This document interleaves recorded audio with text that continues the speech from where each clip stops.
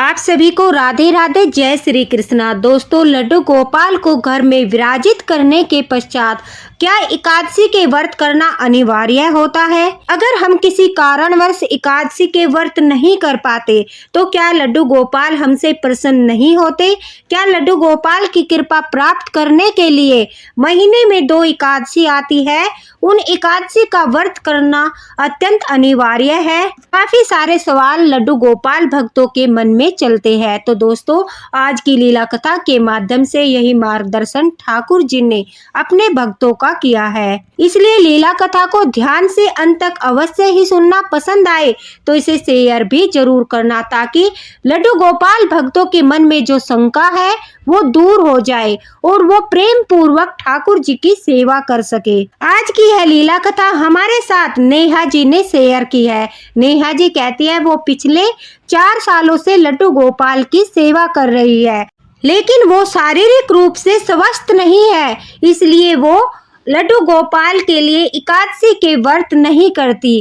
फिर भी लड्डू गोपाल उन पर पूरी कृपा बरसाते हैं और उन्हें एकादशी के व्रत का पूर्ण फल भी प्राप्त होता है, क्योंकि वो कुछ नियमों का पालन करती है जो बगैर व्रत किए आप भी करके लड्डू गोपाल की कृपा प्राप्त कर सकते हो। दोस्तों, आपने सुना होगा जो पांडव पुत्र भीम थे उनसे भी भूखा नहीं रहा जाता था, वो भूखे नहीं रह सकते थे। इस वजह से महर्षि वेद व्यास जी से उन्होंने पूछा था कि मैं भूखा नहीं रह सकता, तो मुझे कोई ऐसा उपाय बताइए जिससे कि मैं एकादशी के व्रत का फल प्राप्त कर सकूं। तब जो है महर्षि वेद व्यास जी ने भीम को बताया था कि अगर तुम साल में सभी एकादशी का व्रत नहीं कर सकते तो तुम जो निर्जला एकादशी आती है, सिर्फ एक एकादशी का व्रत कर लो, तुम्हें सभी एकादशियों का फल प्राप्त होगा। इसलिए निर्जला जो एकादशी होती है उसे भीमसेन एकादशी भी कहा जाता है।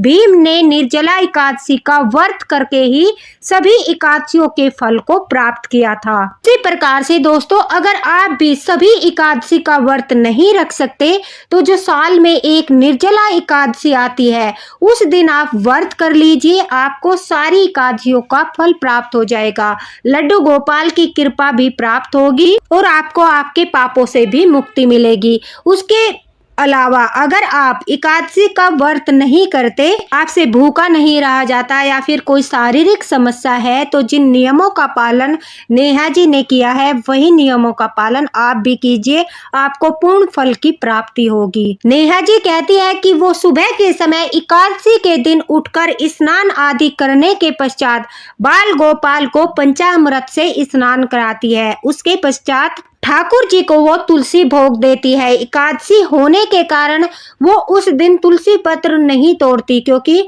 एकादशी के दिन तुलसी के पौधे को स्पर्श नहीं किया जाता, इसलिए वो पहले दिन ही तुलसी पत्र तोड़कर ठाकुर जी के भोग के लिए एक पात्र में रख लेती है। अब एकादशी के दिन वो लड्डू गोपाल को स्नान कराने के पश्चात तुरंत से ठाकुर जी को तुलसी भोग देती है। तुलसी भोग में आप ठाकुर जी को तुलसी पत्र चढ़ा सकते हो, दूध में डालकर उन्हें दूध का भोग दे सकते हो, जल में डालकर उन्हें जल का भोग दे सकते हो। जो भी फल फ्रूट आप चढ़ाते हो उसमें तुलसी पत्र रखकर आप तुलसी भोग ठाकुर जी को दे सकते हो, जिस प्रकार से नेहा जी देती है। वह कहती है वो ठाकुर जी को तुलसी भोग देने के पश्चात फ्रूट या दूध का भोग ठाकुर जी को लगाती है। उसके पश्चात वो ठाकुर जी के लिए जोत जगाती है और जोत जगाने के पश्चात जोन सी भी एकादशी होती है, जो भी एकादशी पड़ती है, जिस भी एकादशी को वो ये नियम करती है, उसी एकादशी की कथा वो ठाकुर जी के चरणों में बैठकर वहीं पर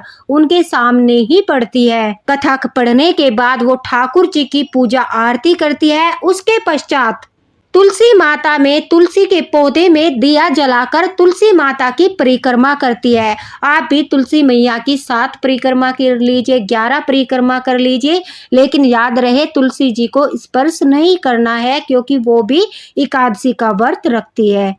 आपको बस दिया जलाकर उनकी परिक्रमा कर लेनी है। उसके पश्चात सूर्य देव को अर्घ देकर, यानी सूर्य देवता को जल देने के पश्चात नेहा जी कहती है कि वो ठाकुर जी के जाप करती है। अगर वो डेली रूटीन में 1 माला करती है तो वो एकादशी के दिन ठाकुर जी की 2 या 5 माला करती है। पूरे नियम के साथ पूजा पाठ करने के पश्चात, एकादशी की कथा करने के पश्चात वह कहती है कि वो बिल्कुल सात्विक भोजन करती है। अगर आप व्रत नहीं रख सकते तो आपको एकादशी के दिन जो है सात्विक भोजन ही करना है।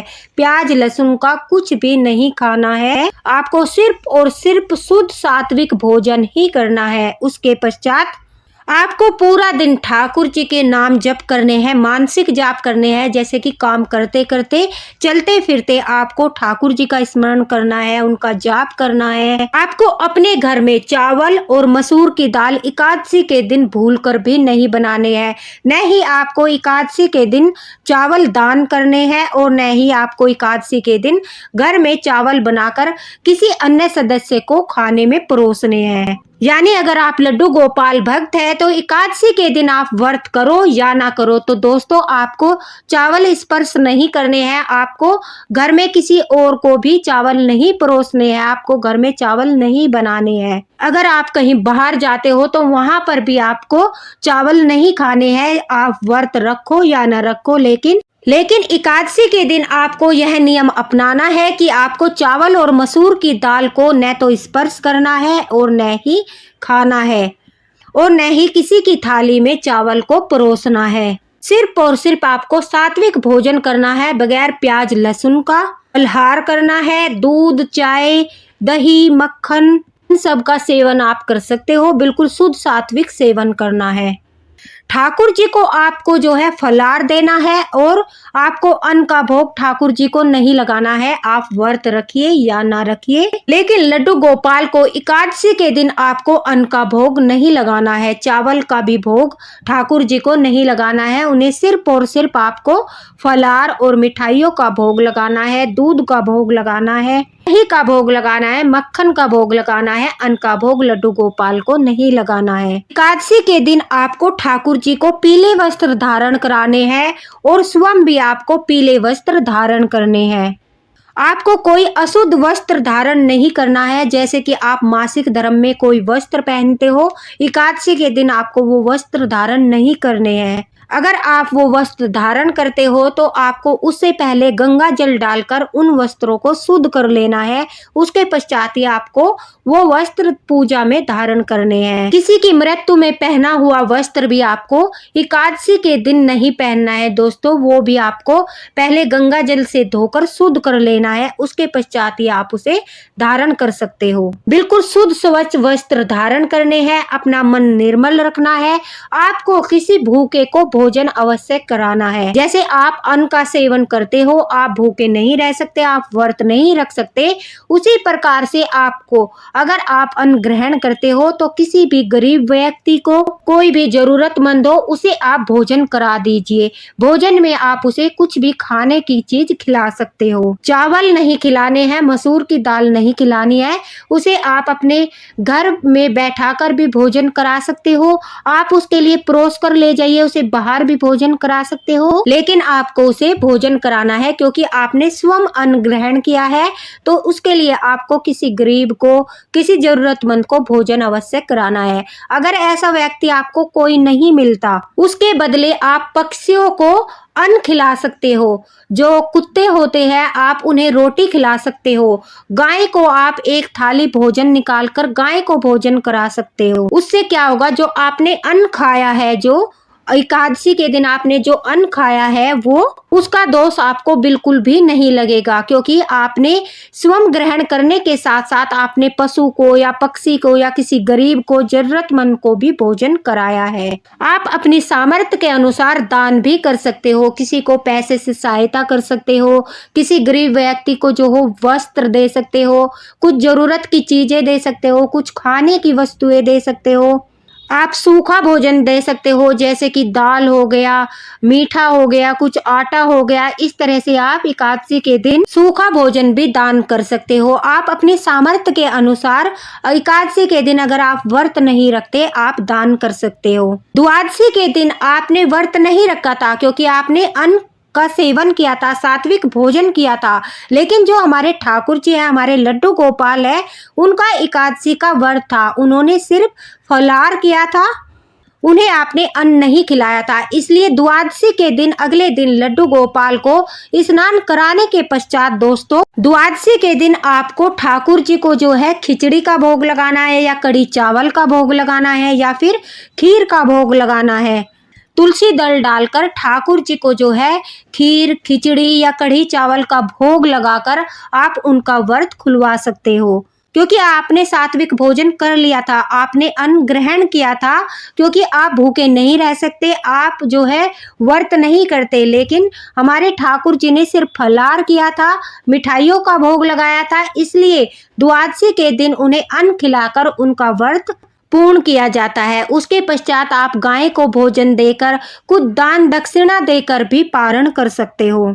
उससे क्या होगा, आपको जो है पूरे एकादशी व्रत का फल प्राप्त होगा। देखिए, व्रत करने का आशय होता है नाम जप करना। जितना आप नाम जप करोगे, भले ही आपने अन्न ग्रहण कर लिया है, जितना आप नाम जप करोगे, किसी का बुरा नहीं करोगे और सारा दिन अपनी वाणी से अच्छे अच्छे शब्द निकालोगे, वही व्रत होता है, वही सच्चा व्रत होता है। ऐसे देखिए, आप व्रत रखते हो, एकादशी का व्रत रखते हो, आप किसी दूसरे का अनादर करते हो, किसी का अपमान करते हो, किसी का दिल दुखाते हो, किसी पशु पक्षी को मारते हो, गलत काम करते हो, तो भी आपका व्रत नहीं लगता। व्रत का आशय होता है आत्म संयम रखना, अच्छे अच्छे कार्य करना, नाम जप करना। तो आप भोजन करते हुए ये सब कार्य भी करते हो, तो भी आपको एकादशी के व्रत का पूर्ण फल प्राप्त होता है।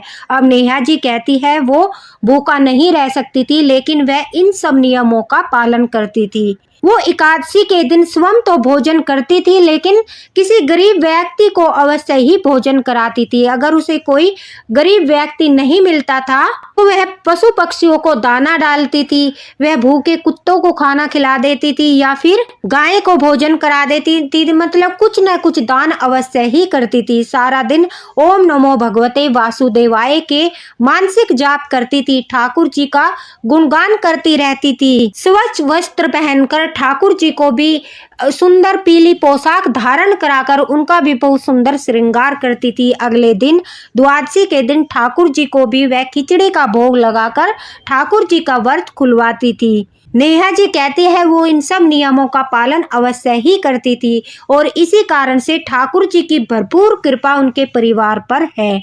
एकादशी का व्रत न करते हुए भी उन्हें एकादशी के व्रत का फल प्राप्त होता है। उनके घर में किसी प्रकार की कोई कमी नहीं है, उनके पति का बिजनेस भी अच्छा चल रहा है, उनके बच्चों का स्वास्थ्य भी ठीक है, उनके घर में खुशहाली है। समय समय पर ठाकुर जी अपनी अनुभूति भी कराते हैं और सौपन में भी दर्शन देते हैं।